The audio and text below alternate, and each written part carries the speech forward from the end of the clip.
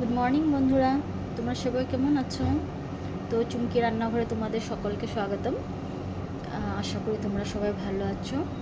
তো আজ ওয়েদারটা খুবই ভালো করেছে, বৃষ্টি বৃষ্টি ভাব। তো আজ ভাবছি কিছু ভালো রেসিপি নিয়ে তোমাদের সাথে আসবো। তো তোমরা আমার পাশে থেকো অ্যান্ড আমার চ্যানেলটা সাবস্ক্রাইব করবে, ঠিক আছে? তো দেখো আমি কি বানাচ্ছি।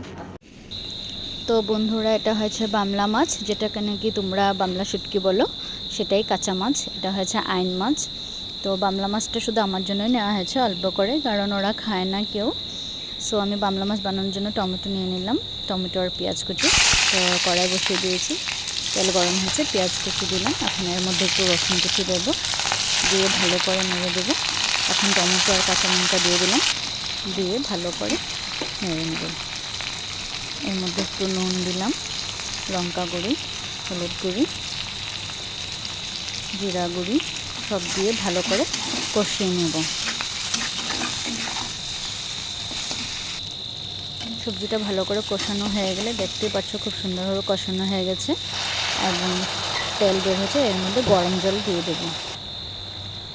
ঝোলটা ভালোভাবে হয়ে গেলে তাই এর মধ্যে আমি মাছটা দিয়ে দিলাম। এটা হচ্ছে আইন মাছ, যেটা আমি নুন হলুদ মেখে রেখেছি। এটা আমি তেল গরম হয়েছে, এটা আমি ফ্রাই করে নেব।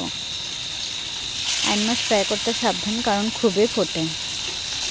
তো তোমরা দেখতেই পাচ্ছ, একদিকে আমার বামলা মাছটা হচ্ছে আর একদিকে আমি আইন মাছ বসিয়ে দিয়েছি। খুব সুন্দরভাবে বামলা মাছটা হচ্ছে। এদিকে আমি কুকারে বসিয়ে দিলাম মসুর ডাল সাথে কোয়াশ। মসুর ডাল কোয়াশ দিয়ে রসুন সম্বার দিয়ে বানালে খুবই ভালো লাগে খেতে, আর স্বাস্থ্যের জন্য খুবই ভালো। তো আমার ডাল হয়ে গেছে, এদিকে দেখতেই পাচ্ছ। ডালে আমি রসুন সম্বাদ আরও পেঁয়াজ দিয়েছিলাম। এদিকে আমার ভাত হয়ে গেছে, ভাত বসিয়ে দিচ্ছি। ডাল আর ভাত দুটো একসাথে হচ্ছে। তো আমার মাছ ভাজা হয়ে গেছে। এদিকে আমি পেঁয়াজটা আমি দুরকমভাবে কেটেছি। টমেটো পেঁয়াজ কুচি করে কাটলাম, আবার পেস্টও করেছি। কড়াই বসিয়ে দিলাম, এর মধ্যে দিয়ে দেবো একটু রসুন কুচি,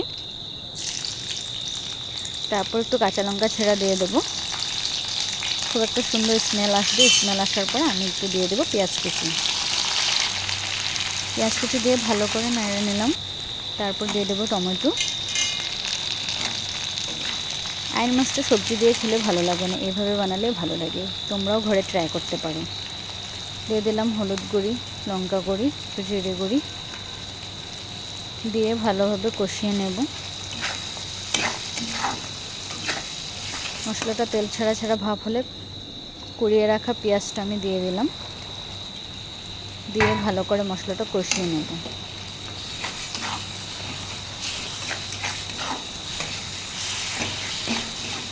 মশলাটা কষানো হয়ে গেলে এর মধ্যে আমি মাছটা এখন দিয়ে দেব।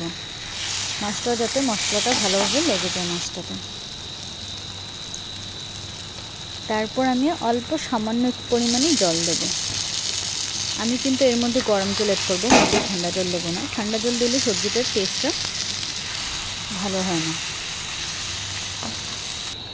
তো আমি দিয়ে দিলাম গরম জল, সামান্য পরিমাণে জল দেবো, বেশি জল দেবো না, কারণ আমি মাছটা মাখো মাখো করে বানাবো। তোমরা দেখতেই পাচ্ছ খুব সুন্দরভাবে হয়েছে মাখো মাখো।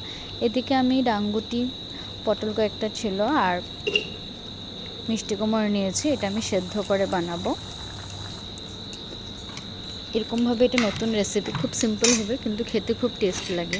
সেদ্ধ করা হয়ে গেছে, আমি এরকম একটু থেতো করে নিয়েছি। এর মধ্যে আমি একটু রসুন কুচি দিয়ে দিলাম, তারপর একটু পেঁয়াজ কুচি, কাঁচা লঙ্কা দেবো, দিয়ে এই সেদ্ধ করা রাখা আমি ডাংগুটিগুলো এর মধ্যে অ্যাড করে দেবো, দিয়ে ভালোভাবে ভর্তাটাকে কষিয়ে নিতে হবে। এটাও কিন্তু খুব সিম্পল রেসিপি, কিন্তু খেতে দারুণ টেস্ট। তোমরা দেখতে পাচ্ছ খুব সুন্দর হয়েছে।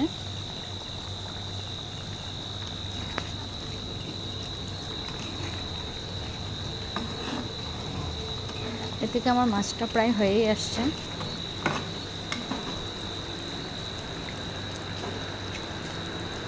এর মধ্যে আমি ছিঁড়া লঙ্কা আর ধনেপাতা দেওয়া দেবো। নামানোর আগে কাঁচা লঙ্কা ছেঁড়া দিলে খুব সুন্দর একটা স্মেল আসে। তো আমার লাঞ্চ রেডি, ডাল দিয়ে কোয়াশ দিয়ে, স্কচ যেটাকে বলে। এদিকে বামলা মাছ, কাঁচা বামলা মাছ। এদিকে আমার ভর্তা, ডাংগুটি, পটল ভর্তা। এদিকে আইন মাছের ঝোল।